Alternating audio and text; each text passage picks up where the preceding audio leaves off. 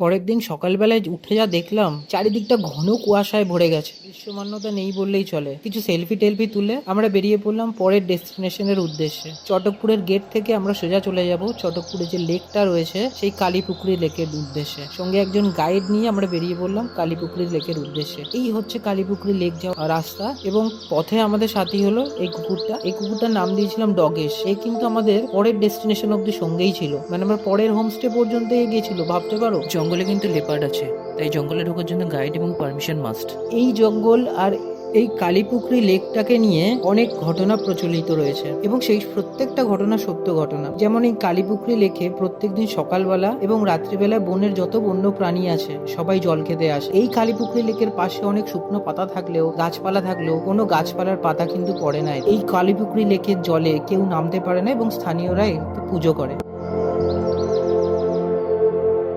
এই যে পাথরটা দেখতে পাচ্ছ, এই পাথরটাকেই পুজো করা হয়। আর এই লেকের জলে এক ধরনের অদ্ভুত প্রাণী আছে যার 4টে হাত, 4টে পা বলতে পারো রয়েছে, এবং যে লেজটা রয়েছে সেটা পুরো করাতের মতন, কারোর গায়ে লাগলে কেটে যায়। আমরা দেখেছিলাম জলের মধ্যে এদেরকে ঘুরে বেড়াতে। এটা একটা ভারী অদ্ভুত জায়গা, সত্যি কথা গা ছমছমে জায়গা যাকে বলে। চটকপুর থেকে কালীপুকুরি লেক মোটামুটি 3-3.5 ঘন্টার আপ ডাউন ট্রেকিং করে এবার আমাদের হোমস্টের দিকে ফেরার পালা।